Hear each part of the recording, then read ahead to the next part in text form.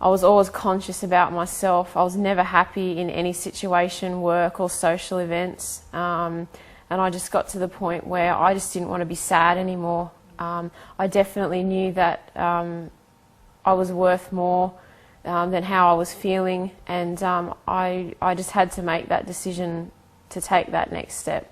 In the past, I've tried every diet program under the sun that you could possibly imagine. As most people have. It wasn't through lack of trying different programs. Like I said, I've been on a lot of them. It was basically I never felt satisfied. I was constantly hungry. No matter what program it was, there was always that void there for me of feeling, you know, your tummy's rumbling, you're hungry, when's the next meal coming?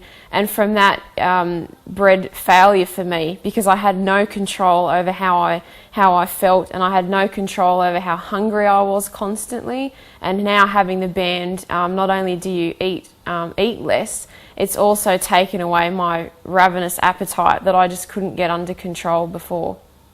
Some of my initial concerns with regards to the surgery would have been, was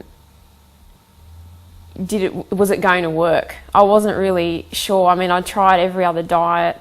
I was very concerned because it was actually surgery, and for me, surgery was the last stage. This was the last thing that was going to help me. If this wasn't going to work, it wasn't going to work for me. So it was either that for me or nothing. I'd come to the end of the road, and once you speak to the people at the clinic, they're very supportive. They offered me a lot of people to speak to if I needed to speak to someone about referrals or their before and after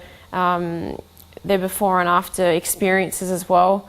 And it just made it very easy to decide to have that done when you have very professional people around you to make that decision.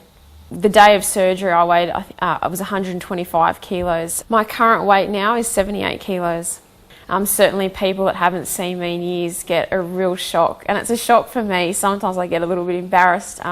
There's just such a dramatic change.